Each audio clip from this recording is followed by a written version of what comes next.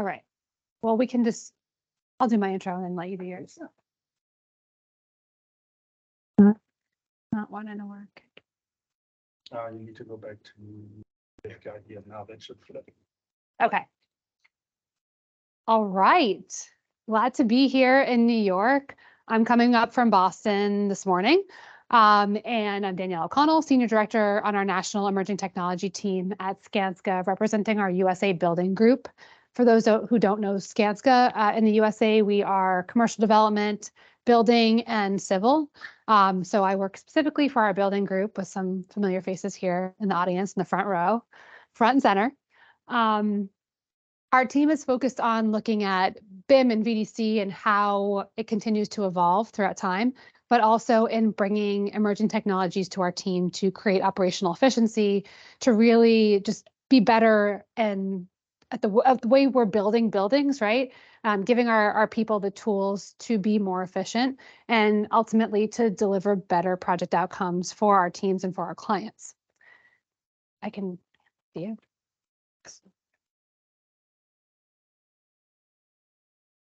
All right, so I'm Jacob Dalbora, Director of Digital Building Operations for VIATechnik. So we are a BIM VDC consultant group, international. We have 9 offices now, internationally. So 2, 1 in Philippines, 1 in Poland, and then 7 here in the States. We're quickly approaching 300 now. So our growth path has been pretty good. And really a lot of it has been the digitalization of construction, which we do. So design, construction, and then also into operations here. So as we talk about digital twins here, being the Director of Digital Building Operations, I deal with owners. I work with owners, get them digitized, get them on that strategy. But then what does that digital twin look like for them? What does it look like to actually implement and go forward? So that is something that we'll touch on here, and then kind of keep going. So what we'll do is there's just real quick, it's not a very long presentation. We also want a lot of discussion with it. So what we're doing is we'll talk real quick on the history of digital twins, the definition of what a digital twin is, and then also what does it mean for the AEC? Kind of look at it from architectural engineering, contractors, and then also what it means for owners, and then some question and answer.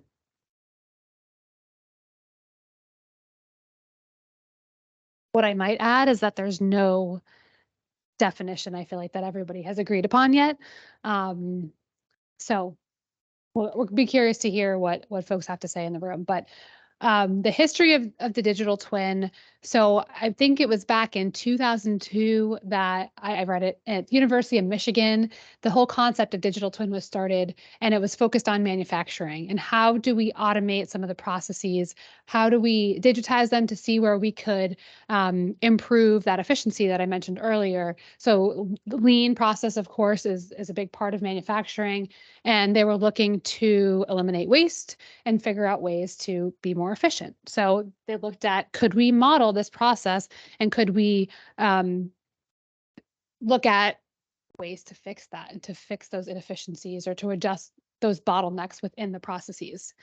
Additionally, aerospace adopted this concept around the same time so that they could look at building these virtual representations of the aircrafts that they were building and simulate what could happen in case of an emergency, or if something went wrong with the aircraft, like how would their pilots and their flight attendants and their crew respond to that? What are the things that they could fix? So they were really just thinking about different ways to, I guess, break things and then be able to fix them, but so that they could train their staff on how to do that. One thing that I thought was interesting, so this year, Skanska has a management conference internally every other year, and we had a presentation by F1. And what I realized from that, he didn't say this, but they've built a digital twin of the whole F1 racing process. And the reason for that was it was really centered around fatalities and safety. So they've built this process digitally so that they can actually simulate what would happen in the event of an emergency. They're teaching their drivers how to get out of their cars quicker than they ever have before so that they're not going to get burnt in a fire or be injured like they may have in the past. And so by doing this, they have taken their fatalities. And I don't remember the exact numbers were off the top of my head, but the fatalities in that sport have come down drastically just by implementing this and digitizing this process and really taking a look at simulating what it looks like and being able to train their drivers to react in a different way, in a faster way than they ever have before. Anything to add? Oh. All right. So what is digital twin?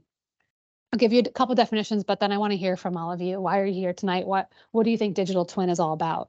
The Digital Twin Consortium defines it as a virtual representation of real world entities and processes, but more importantly, synchronized at a specified frequency and fidelity. So if you Google this and you're looking for an AEC industry application, this is often the organization and the definition that you'll find. And of course, thinking about how do these transform businesses processes as we go and really affect the way that we're able to make decisions by looking at data and analytics and thinking about performance and being more proactive rather than reactive, especially when it comes to buildings and the assets within those buildings. So I liked this one because when I saw it, it talked about that synchronization, that interoperability between the model or that virtual representation and the systems. I started thinking about the BMS and the lighting controls and all the different sensors and things that go into our buildings today. And because when people read the Digital Twin Consortium's definition, it should be easy to understand exactly what it means. We also decided that we wanted to, as we approach clients and talk with clients about it, we wanted to give a definition of how we feel, and this is from VIATechnik and how we describe it. So a digital twin is digital representation of a physical environment, enabling data-driven insights and action. So obviously, it's pretty much the same thing, but we also talk about it. It represents a connection between the digital and physical world and is used to enable organizations to monitor, analyze, and simulate real-world data in a virtual environment, which I think goes perfectly with what you were talking about, F1. It's just the idea of simulation, being able to train, being able to get in there and understand what is going to happen for those insights to come through and then create action.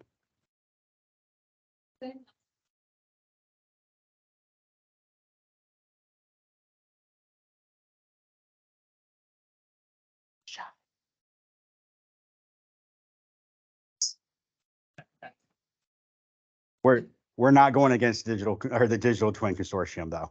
They have a lot of money. All right. So and then. So over the last couple of years, I'd say we started to see digital twin broken out into types or levels, really trying to break down, I guess, the level of complication or complexity of what it takes to implement a digital twin or to collect data or replicate an asset, a building, a system, et cetera. So I used this from the Autodesk link that you'll see here. There's an article, and it's specifically related to the AEC industry, but it really uses this idea of descriptive twin as the foundation, right? You don't have to have all the bells and whistles to have a digital twin. You don't have to have a million sensors in your building. You don't have to have connection with, multiple disparate systems and just hope that they connect and talk to each other when you go plug in and turn over a building. So the way that they've defined it is level 1 through 5, beginning with the descriptive twin. And that's really your visual replica, right? Your 3D model, almost the definition, maybe more the definition that VIATechnik described. Uh-oh. Keep going. Okay. That provides that live editable design and construction data. And that oftentimes just includes that 3D model, that BIM that we've all probably worked with, are familiar with.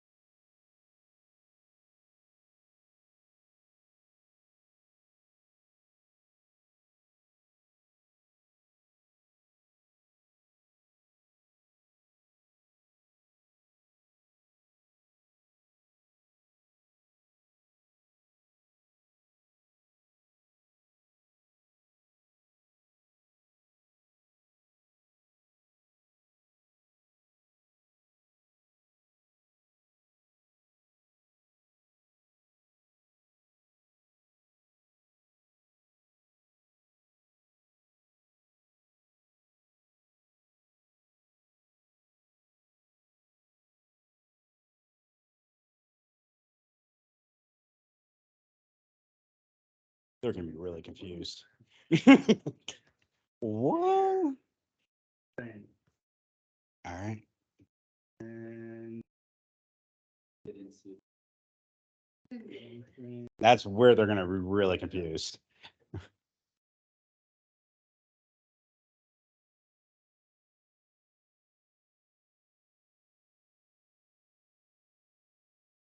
should be okay again. In the right meeting.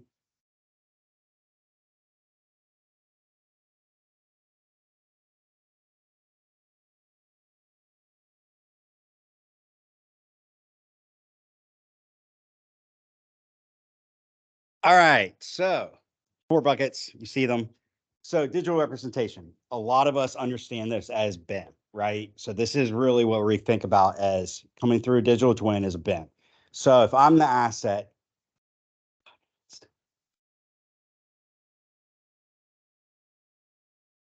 there's my digital representation. Cha-ching. But with every BIM, there is timeout.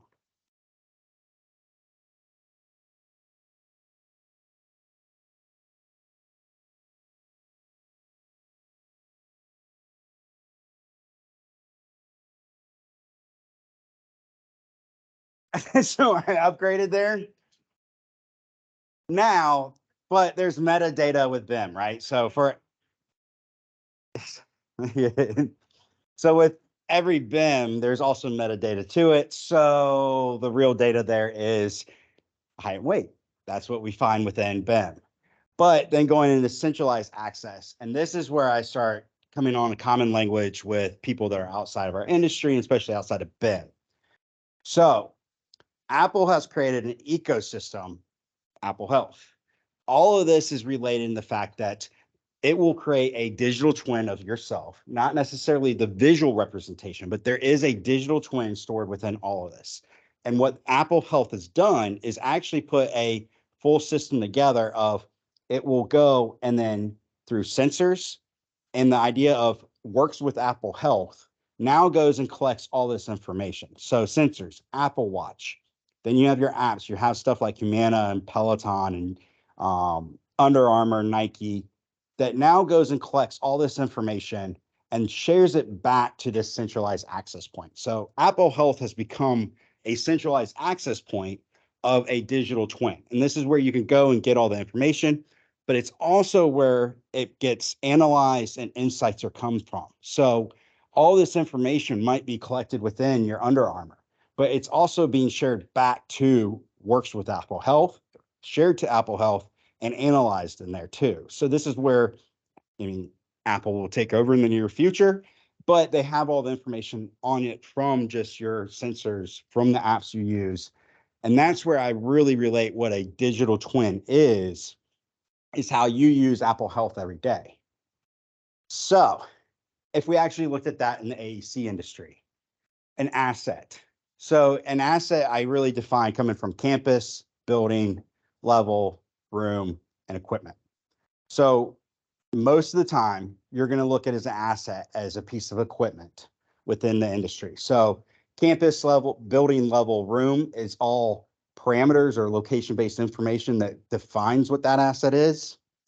But what if we, for this example, used a heat pump as an asset? So then we have our 3D model.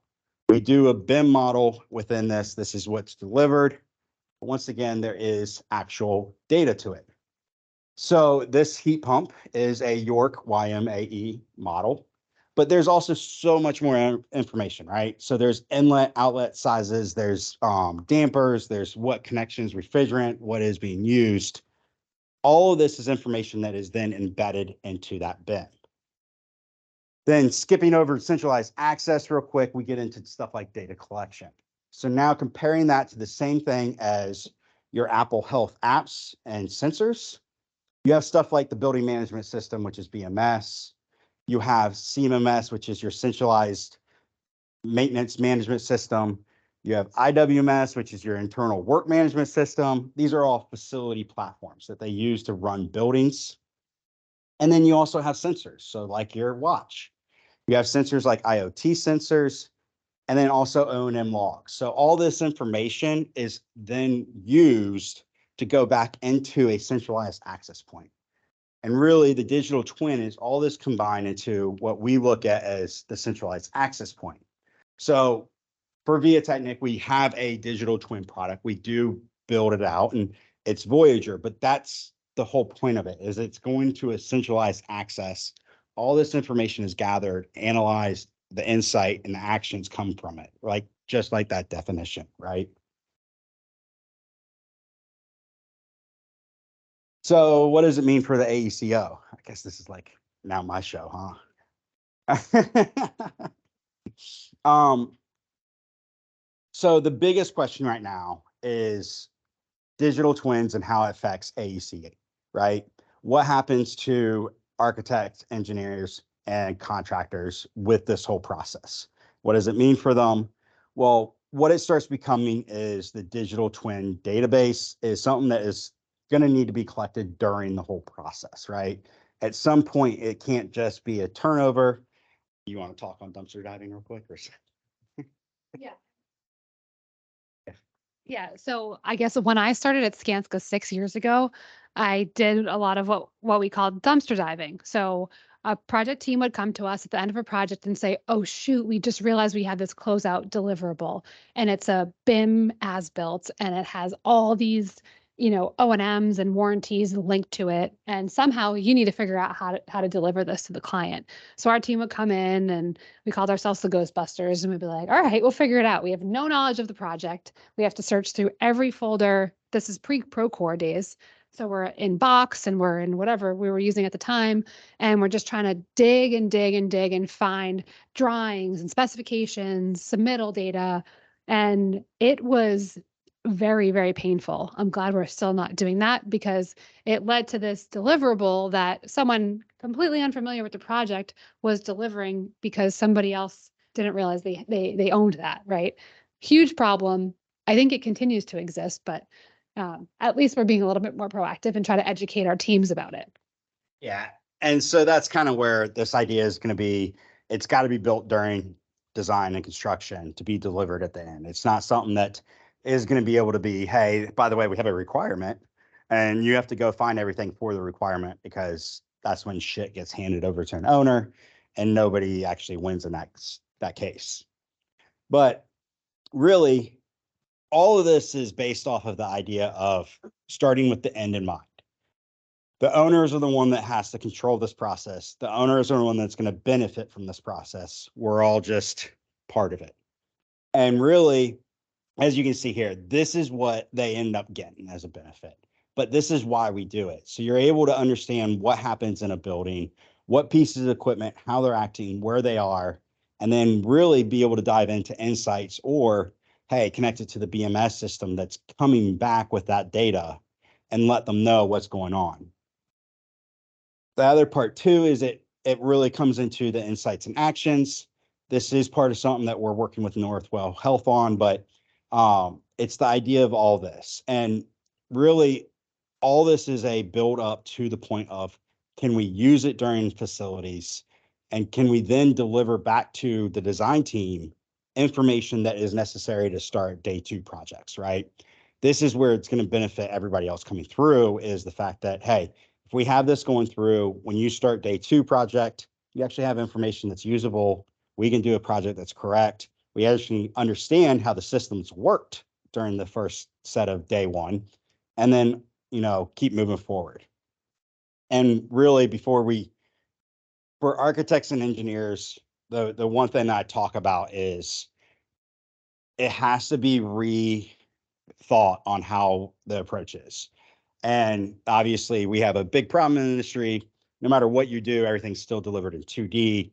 I can't fight that. I'm not going to fight that. It's still how it happens.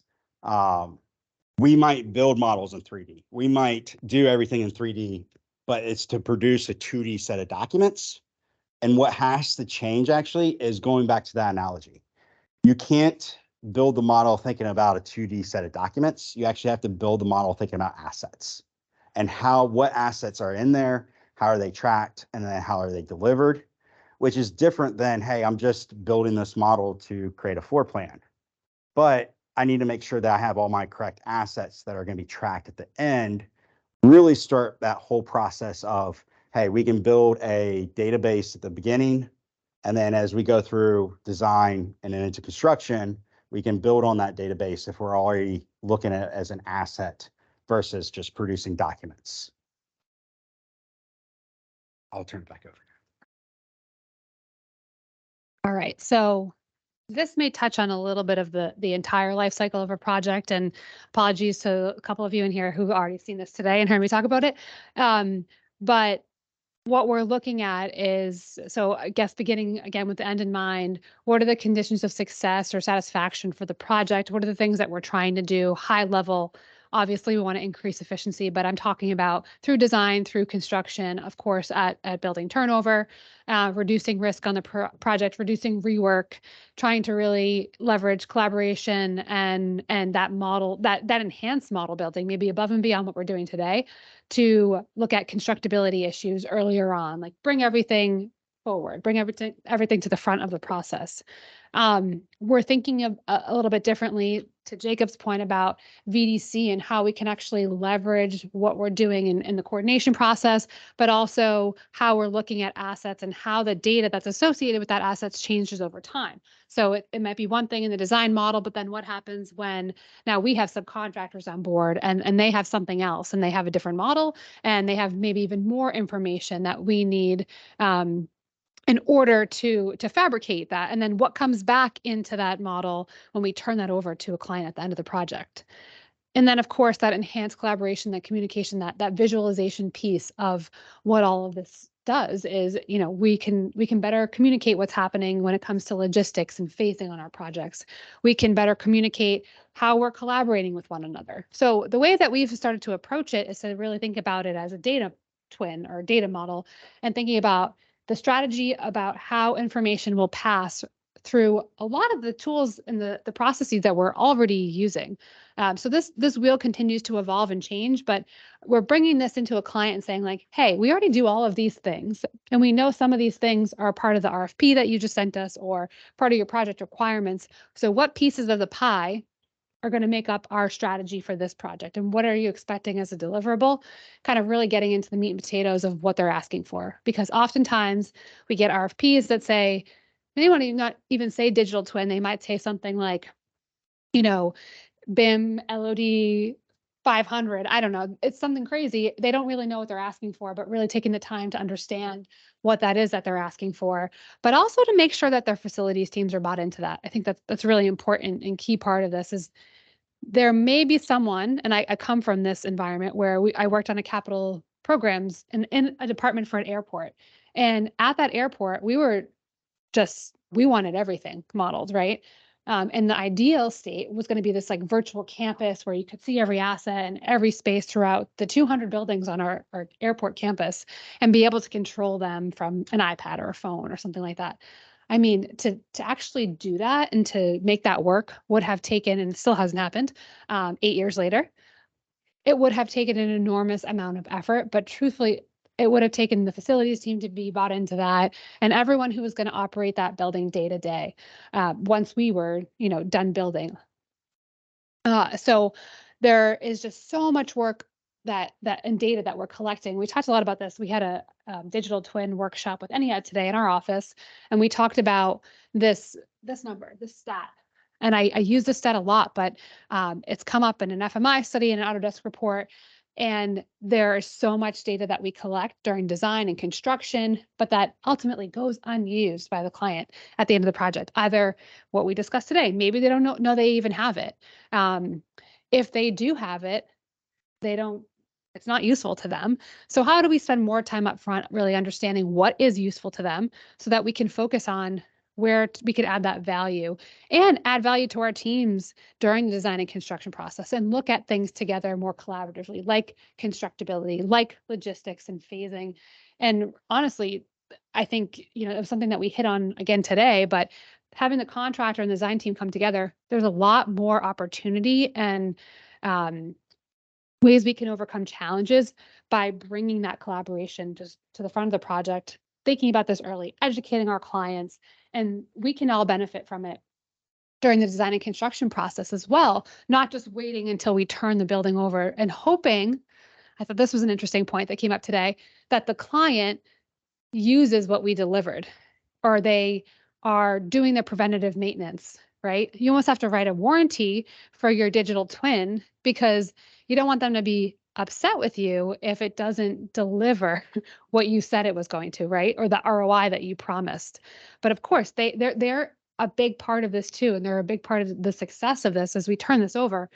It's great if we did model-based estimating and we were able to save time or save dollars or save number of estimates that we produced. It's great if we did virtual tours and they were able to get donors in the space because of it. But ultimately, it's worthless if we turn something over that they can't use. So yeah, other stats here, but they're all available on the internet. I don't know if I have another slide. Sure. Yes. Yes. No. It's just Skanska doesn't know this was part of this. Understood, yeah. No. I saw that you are. Oh, go back. Oh, no, no, Oh, yeah. No, that was part of our template. Yeah, this is something that we've been using internally with clients as well. So we've shared it publicly, but it's not something that I want you to steal. No, and really, I mean, how many people in here have been a prior project? There's a Reddit. And Revit as built. Yeah. How many owners do you think they actually use that? 0. Good job. How many do laser scanning? Exactly. Do they open it? Who knows? Unless they have now this software and then they move it with them on. So just to wrap this up and then jump into Q&A and really just open the discussion, just some helpful resources that are here, some articles. Angela shared the NIBS digital twin presentation, which I thought was insightful in a completely different way of looking at some of the levels that Autodesk has described. But there was like the digital shadow, which I thought that was really interesting. So check that out. Of course, the Digital Twin Consortium, and they have events and things like that, but there's a lot happening in that space. They send me too many emails, so I think I've unsubscribed. But the Autodesk article that I referenced a couple of times, there's an IBM article. Couple of things to point out there. They have some really interesting real life examples, like how Anheuser-Busch has built digital twin. They can, do everything from understanding where there's bottlenecks in their manufacturing process or their bottling process. And look at, when vats are full and when they have to move to the next. There was one about a company that builds boats virtually before they build them. So yeah, a lot of great stuff there to check out. And then McKinsey just talks more broadly about, or maybe that was in the McKinsey article and I might be mixing them up, but what is digital twin technology, but on a broader scale, like where it came from in manufacturing. So if you're interested in learning more, check them out. I had to have a digital twin that was not The Rock. No, it's not. Questions?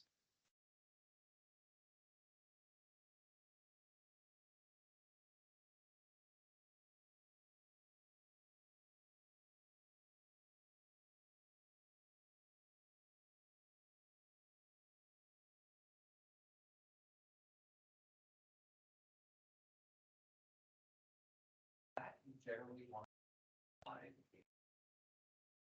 whatever you're trying to model. That for me is like at the bottom. And it kind of builds up towards that.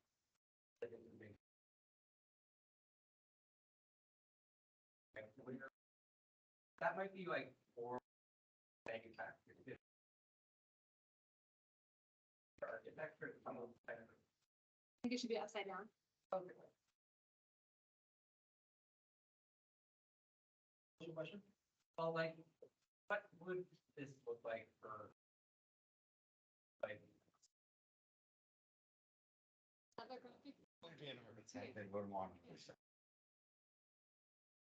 if we actually built it as a cake, right? And this was something that we're communicating internally with our development team.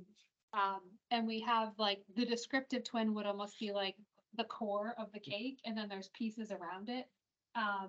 But I think there's definitely different ways you can slice it. This was just my way of interpreting, like, you're getting more complex as you get to the peak. Yeah, it's almost a maturity thing, right? So you have to start with the descriptive, which is basically a dumb digital twin. No, It's not really done. hard to get. Well, no, I mean, that's what you deliver as a Revit model. It should be validated and correct. But then on top of it, it gets more mature in the way it's being used or what information is being put in, and then what's connected to it.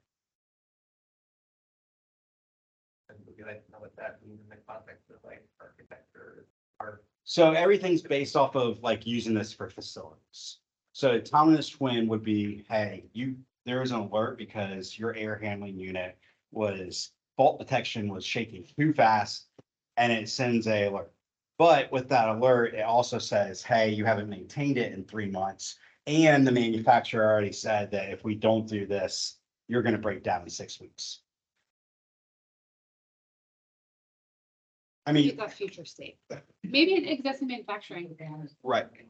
Yeah, I give a real life scenario. yeah.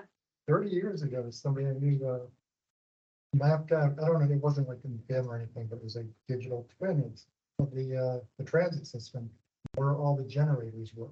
Hmm. And with that, he built in the information of what those generators were, what the probabilities of failing are, how old they are. Yeah. And what they did is they picked like the top 10. He decided these are going to fail first. Yeah. And they went and bought new generators and set them next to the old generators.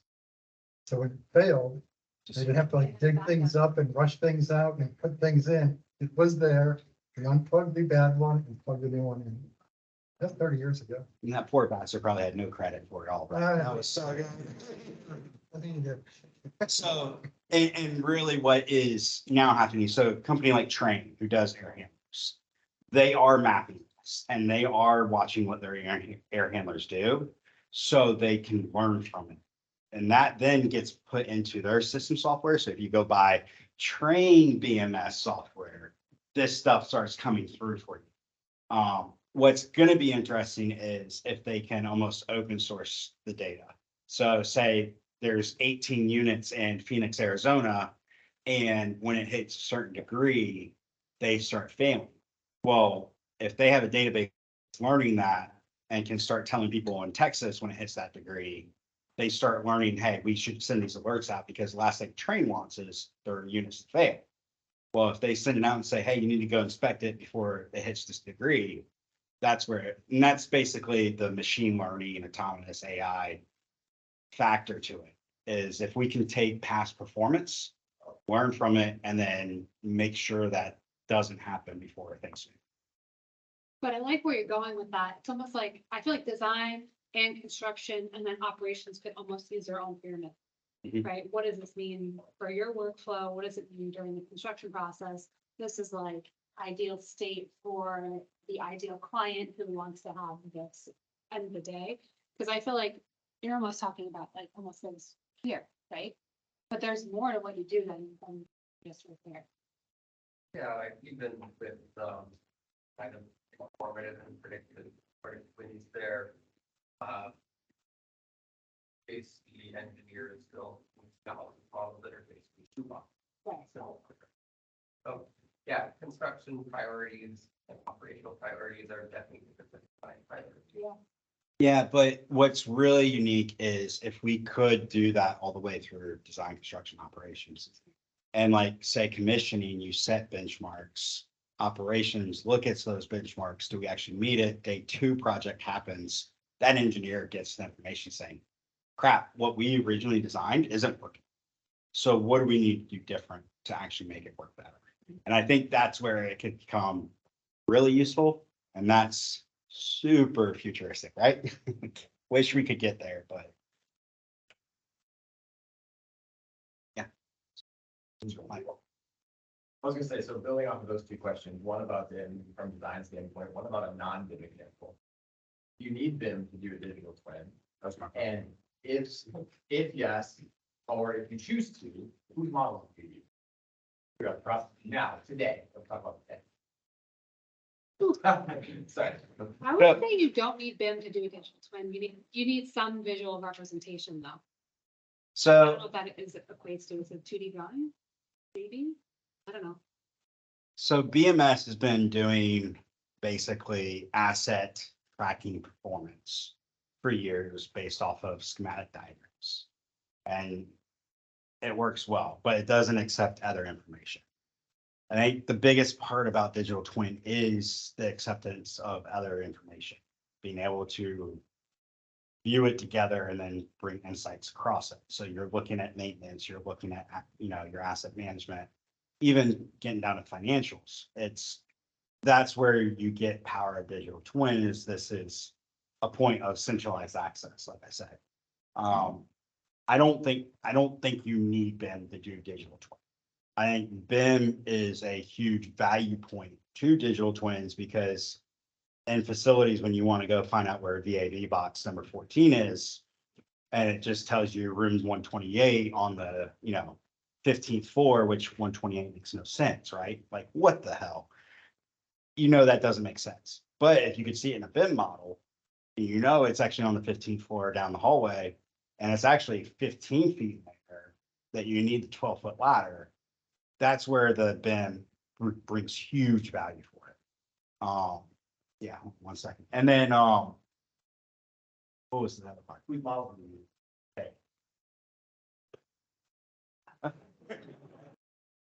You can't, Aggregation, right? you can't- Aggregation. It is. yeah, but I've heard, even, I think you said, like, it's gotta be Revit, so now what? The subs don't model in Revit, Right.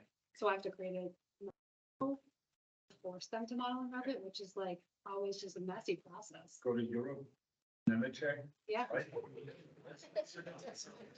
I mean, I know that you said was a matter of the model. Because you have to keep up with track of Well- every single stage. Those can be just a podcast. tell it to my design build contractor. Like, honestly, you're expecting us to design, to deliver as-bills. No, It's like, no, we're doing record, not as-built.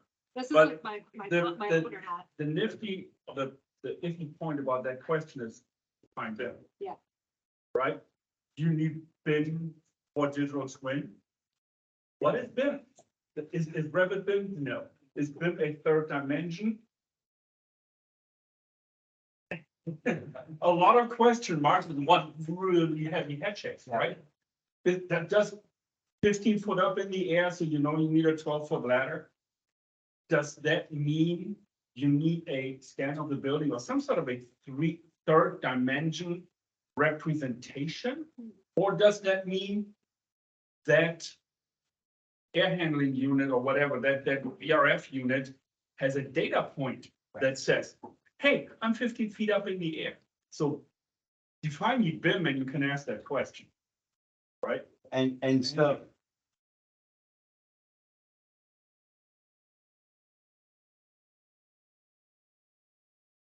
Because at our office, we have a floor plan, and everyone's represented by a dot. And we use that to figure out who's sitting where, and if they're in the office or work. from home.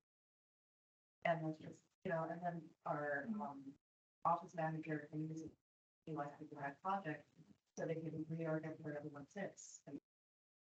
so, and this is where people do not read and comprehend data immediately.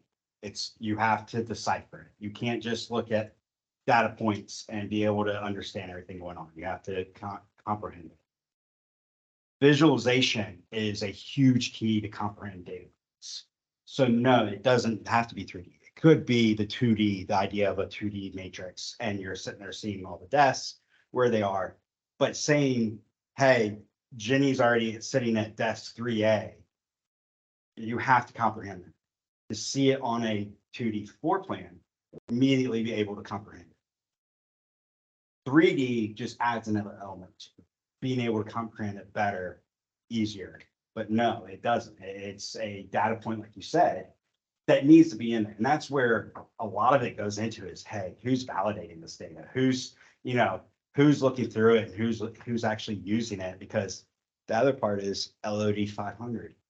For fuck's sake, nobody's gonna use OLED 500. It's not even useful in the next project. So how many data points, how much data is too much that is not usable? And what do they actually need? I know you wanted. Thank you. Uh-huh. I wanna approach all these things from a different angle.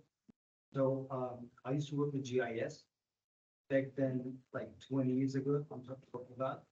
So back then there was no BIM, there was no digital twin term. Yeah. But when I looked at it right now, it was actually a digital twin. You were just talking about city level, street level, but not building level. Yep. The last couple of years, we are talking about merging GIS and BIM, because that's the point we are now like trying to like bring together. I wanna get out of the street and get into the building, and I wanna see the detail. But I think with GIS, we were at the comprehensive twin. Yeah. Not maybe the autonomous twin, but at the comprehensive twin, that we were able to simulate what would happen. Yeah, so the evolution of BIM in the AE side and the contractor side has now created a digital twin, and what GIS was doing on a civil and infrastructure side years ago. Real quick, a story from a GIS person out. I was competing to do scanning or as built for an airport. And I'm standing at the table with a GIS guy and me, and I'm sitting there saying, hey, we need BIM, let's do BIM. After the meeting, he looks at me and goes, you know what's the difference between GIS and BIM?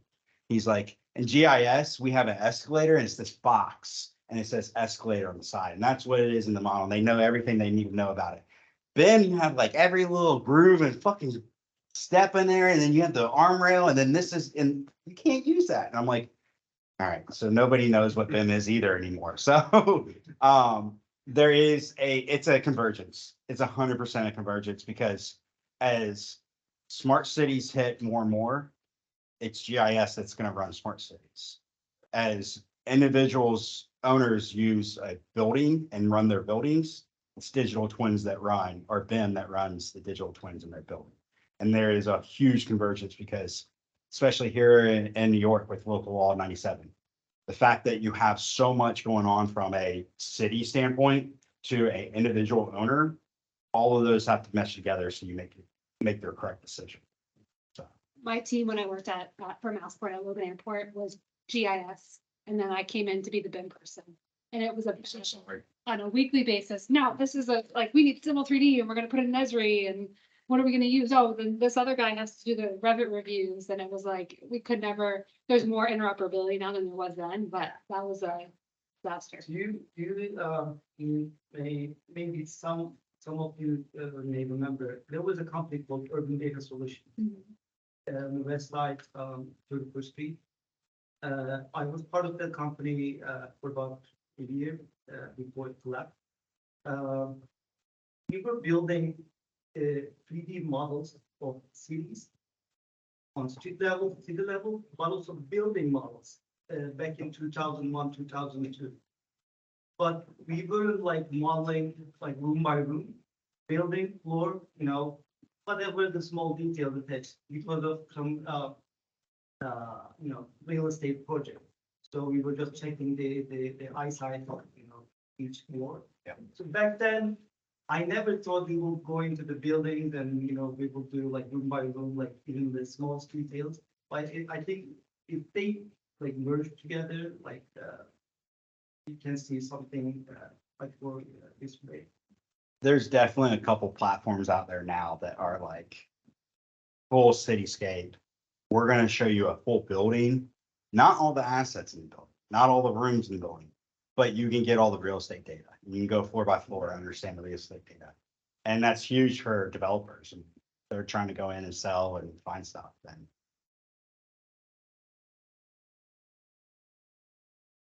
About visualizing the culture. They will be numbers. Finding the involved. So after the also. You give me at least like how hard it was, what kind of troubles you guys end up doing on the building. I think we're still there. It constantly, I get people like, we're still talking about digital twin. I still don't understand what the value is. And you have to use analogies or make it relatable to a project that they're familiar with or a campus that they're familiar with. But we talked a lot about it today in our session, and educating the client and really understanding what they're asking for is a huge part of it. And when the team can see that there's value there for the client, but then also buying into the value. Like, I think it always has to be about what's the value, what's the ROI, what's the value, what's the ROI? And we're not maybe there yet on the ROI. Maybe we are, maybe you have data that I don't have, but I think everything that we do with technology is all, what's in it for me, right? And how are you gonna make my life easier, my job easier? And I think you've got to kind of find those tidbits and figure out how to build them into the sell. But for the client perspective, start with education and really say you're asking for digital twin. What are you really asking for? Do you have the staff to manage this? Do you need to hire a consultant to stay on board for the next, or hire a consultant for the next 3 years that's going to manage this? Or do you need models? Are you using models? Do you have Revit? Right? All those questions are, I feel like, are really important. I was collecting Revit as built, and I had one person, I guess myself included, that could review those as built for QC purposes, and then be able to put them into our as built catalog so we could pull them up if anything ever happened. And this is at the airport. But if that person and I go away, like, who's going to open that model? How useful is it? So there's a couple things there, and I consistently talk that digital twin right now is in the same spot that the term green was back in 2010. And everybody was like, oh, green, we're gonna do green. And like specialty consultants came out of the woodwork, but nobody knew what it was. Nobody really could execute. Nobody had the ROI. But now if you look at it, it's almost typical, right? Though it might not be that you're going to get in the lead credit, but you're meeting those standards and you're efficient with it. So we're at the point where it's a lot of education, a lot of review, a lot of stuff. The other thing I will say is COVID expedited this digital twin all over. For years before COVID, I was knocking on doors like, hey, listen. Owners are actually calling like, hey, what does this mean? And it's because they fucked up during COVID and had no idea what they had as an asset, no idea what they had to space, and lost a ton of money. And there's no reason to say something like COVID is never going to happen again. So now they're like, oh shit, how do we actually manage this? Healthcare is one that I've seen a ton of that. When COVID hit, they were like, we don't know where we can put COVID patients. We don't have any idea how many exam rooms that we can actually put them in. And it's kind of like, wait, what do you mean? You should know this. And now this gives them an opportunity. So they're all kind of buying into it. Okay, I want to chime in there for 2 reasons. Funny enough, good friend of mine went and he off on his own on scanning and digital twinning in like the summer of 2019. Okay, so when COVID came about, in the fall, he was having the problem of no idea how to scale up because hospitals were going from, hey, we want you to scan 100,000 square feet to, we want you to scan like several million square feet. Then COVID happened and he went under with his scanning business because all the hospitals went into lockdown. So I'm kind of curious how you see that point. Follow up on that, he's now not on his own, he's employed for the summer with planning on having Leonard back here. Anybody know Leonard? 1, 2, 3, 4, okay, good. So we're having him in this entire scanning 2.0. Leonard is one of the most smartest fellas out here. On the bleeding edge of anything that's ever been done, with the most humble attitude. Nobody knows him, but he's one of the smartest people I've ever met. It's been post-COVID. Yeah, I know. And post-COVID, he's picking it up enough not with his own company, now he's employed somewhere. And he's actually now doing sales pitch for the summer event, so you're all coming back.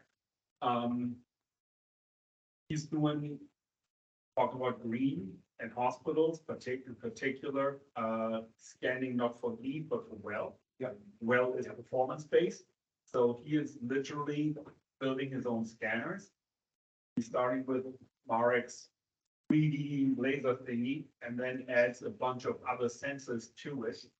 He's building his own backpack of several dozen different sensors to assess the performance of the building, not the design. Lead is all about the design, and if the contractor messes it up, or the facilities manager doesn't switch the click the switch, or flip the switch, lead is out the door. Well, it's about performance. So in the summer, we'll have Leonard talk about scanning buildings for performance.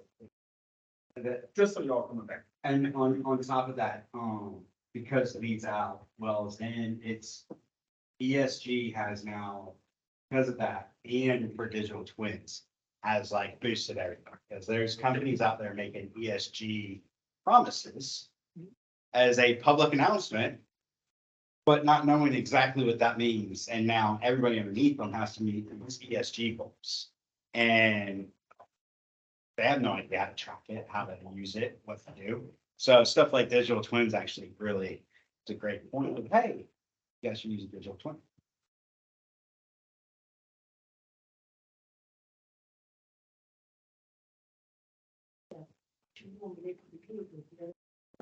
Emergency situation. So during the recession, COVID patients have to be within a negative room. They can't be in a positive, which means the air cannot be blowing in where it's pushing out the doors. They have to suck it in. I had numerous healthcare facilities groups say, we didn't know how many negative rooms we had. We didn't know, we couldn't say all these exam rooms on this floor were all negative or positive. So they couldn't just be putting patients in there as they were flooded. They actually had to go and then start understanding what it was and then change it to a negative pressure room. So they actually came back. They didn't even know how many anti rooms that they had going into healthcare, like on their whole campus. And you should, as a, you know, these are billion-dollar corporations, as they go into it, they should be able to say, I have 800 anti rooms across all my hospitals, right? They had no idea. They couldn't. So the fact of being able to actually call a room an asset and then you calculate it all, they could easily then pull, hey, how many negative pressure rooms, positive pressure rooms you have per building? And then what it is, what room it is, then we can start assigning patients to it. That's what they learned before they should be.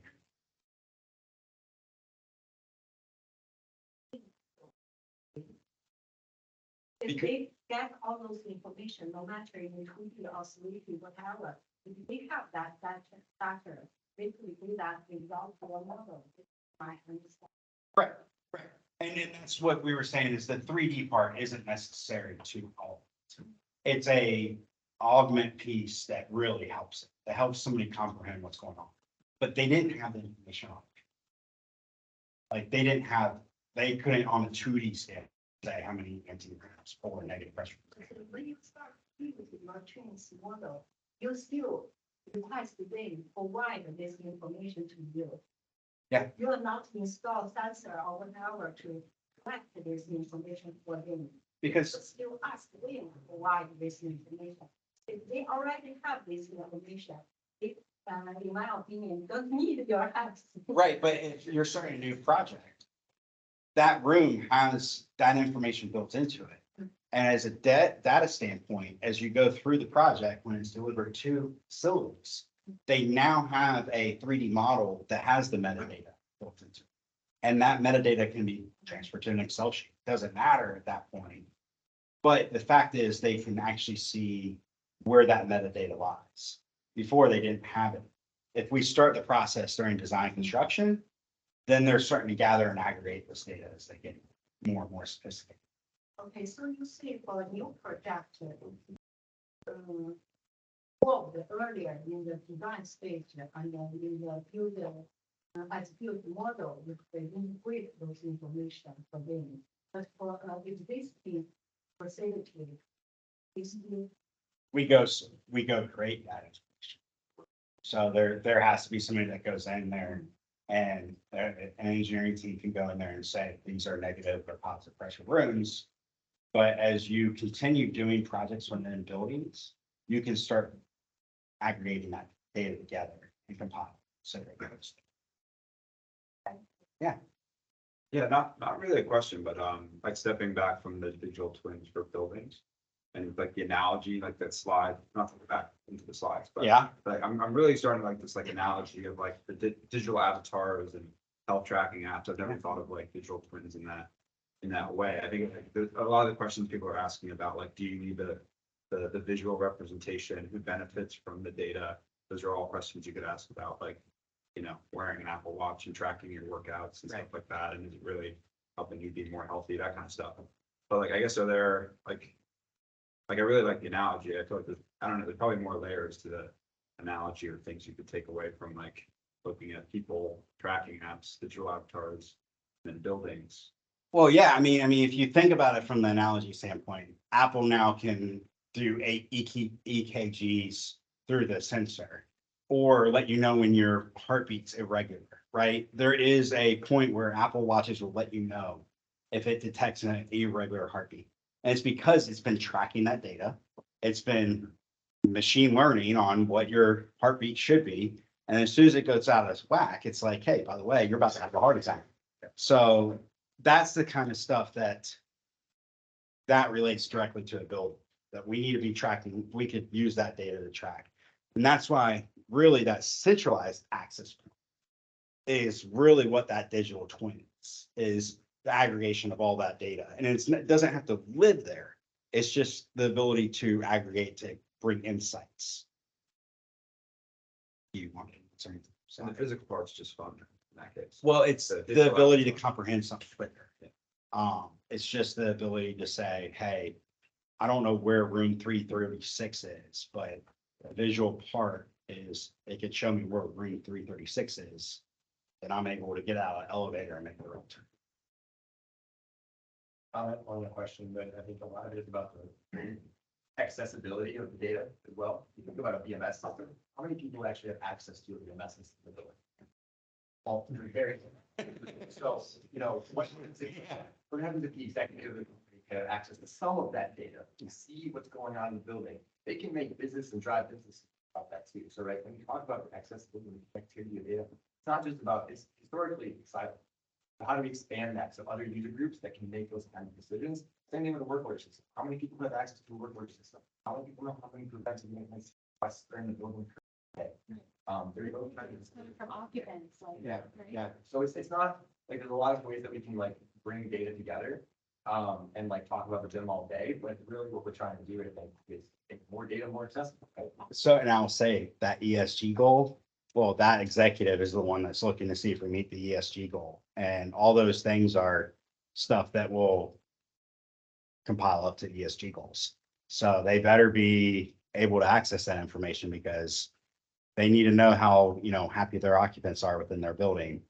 And they can't, they're going to make the decision to figure out how to do it. So. Seems like these models are most effective when you have a nice mode of collecting ground truth and understanding what's happened, how things have progressed. What have you guys found to be the most effective way of sourcing that data, both like in the build process and then also the occupancy phase? Well. I don't know that, I mentioned the dumpster diving incidents, but we had multiple of, I think there's a couple things there. So for us, we work a lot in Procore, right? And we do all of our project management. And a lot of that data is gonna live within Procore. However, if we're not smart about how we label that information, it could be the way you name a submittal and how do you relate it back to something on a floor plan, right? You gotta really start thinking about like, what's the strategy behind this that's gonna start interconnecting these things and this information to that overlay. So I think for us, even internally, we have a pretty robust data strategy. And we're thinking about those things. And so if we have a data warehouse, for example, how does anything talk to each other, right? You need to have naming conventions that work from one thing to the other, or one commonality, right? What is the naming convention? Nomenclature.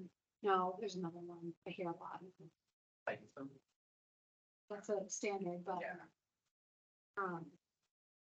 I don't think there's one easy way to do it, but I think if we're smarter about, like, from construction's perspective, if we're smart about the way that we're naming and thinking through and standardizing, that's gonna help a ton. So in all seriousness, not trying to pitch VIATechnik with it, we've literally created the service. Because we've created a digital owner's rep.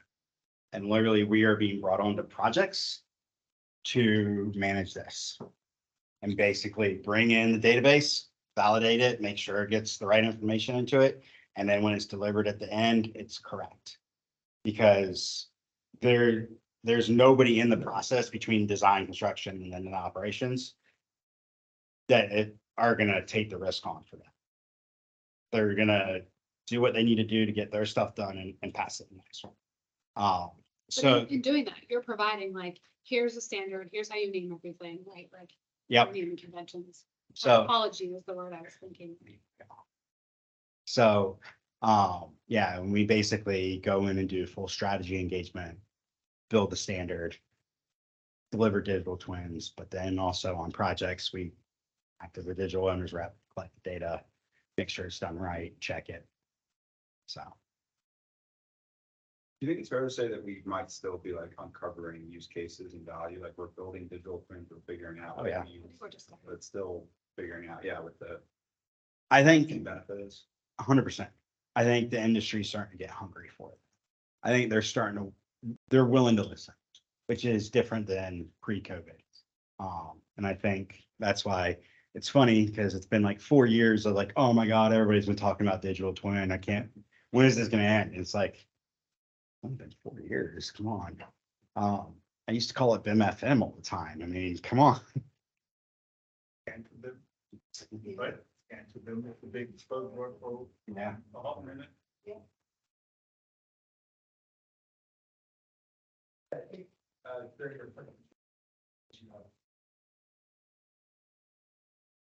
That's something that worked on or.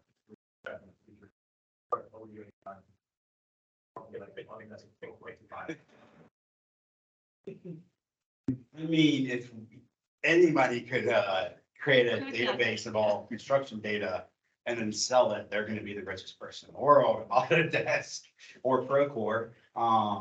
But I mean, at some point, the insights that we could get from it.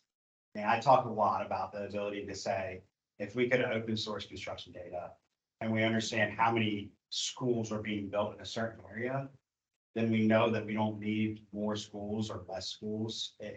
There's so much work, even predict that there's so much, timber being built in one area, but we don't have that amount of resources.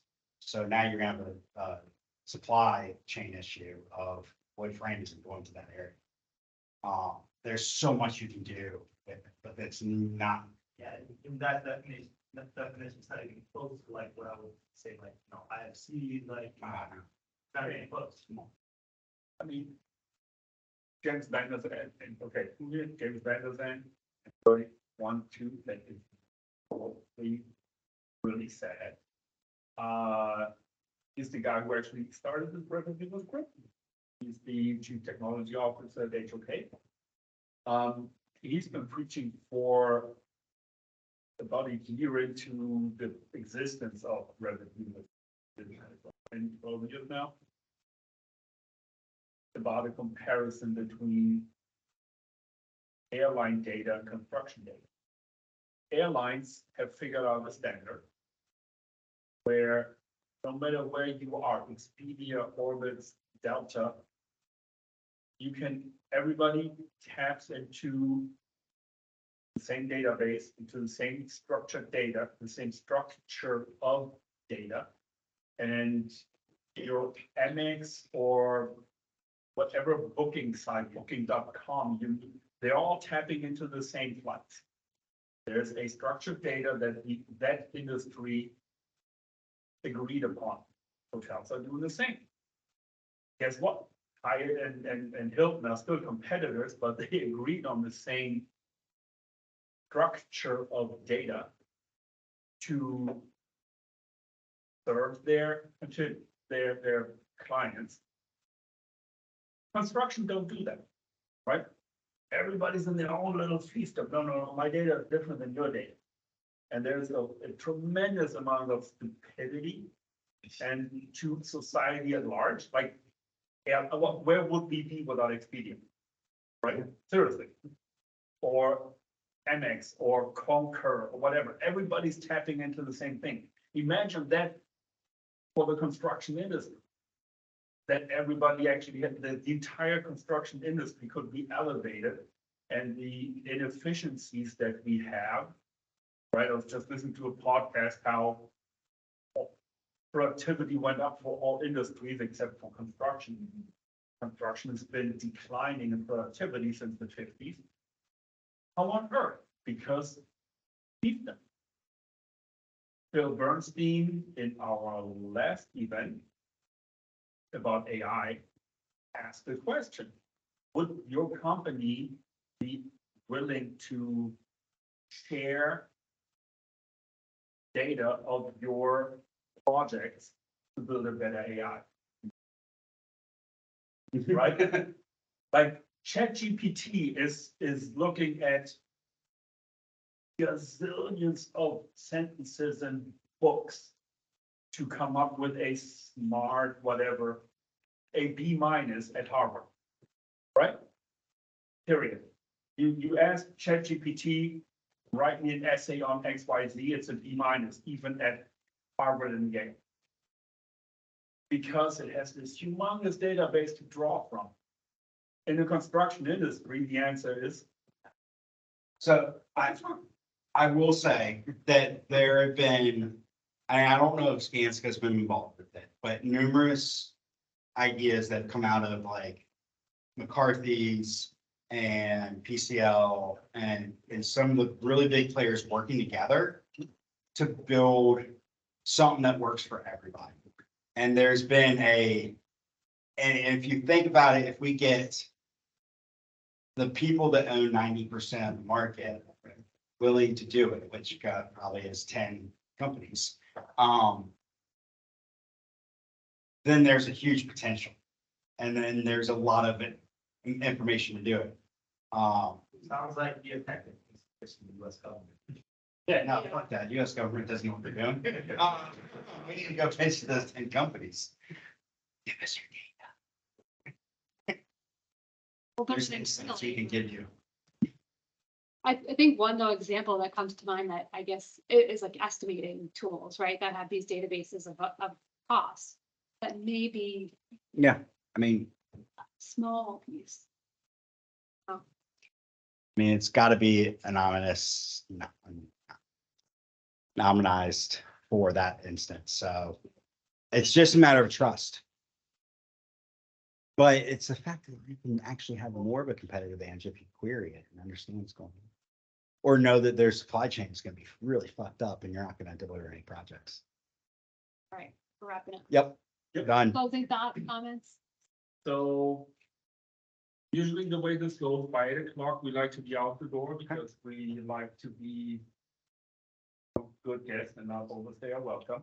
Because it's like cool, I love it, I want to be able to come back, right? So that let's not mess this up.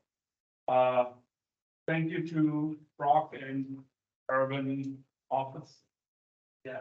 You want to say a couple of words? I usually give those couple of minutes and So I come with the messed that up today. my name is Brock. We are a multiple and rep group in the city, and we prep a mixture of amazing manufacturers on the architectural side of things, and then also FF&E furniture. So literally everything you see in the showroom is similar to prep. We also have in attendance someone from Arctura, which is another manufacturer that we Snuck in, glad to catch the last part of it. Yeah, you just happen to be in town. Yeah, well, and I can honestly say it's a great topic because everyone's experiencing it. You know, in Artura, we end up having more and more of the same issues. You know, the one person in the office that does one of it, you know, having to kind of explain what the value is up front. We're on the back end, and so we end up putting up a lot of defense back then, and so I have to really, you know, convince people of the value of it, so I can take some of it back. So anyway, I'll hang up for a little bit. Thank you. Yeah, So yeah, thank you very much. I'll be wrapping up the technology.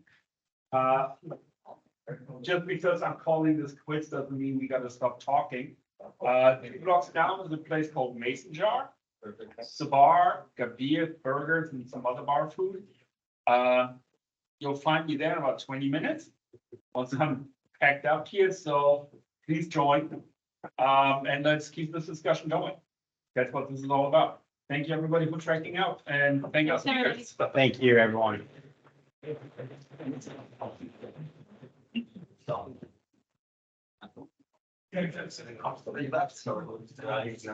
Where was your applicant? Should I bring it down? Is that something? We don't. That was like yeah. They were. It's your community earlier. No doubt.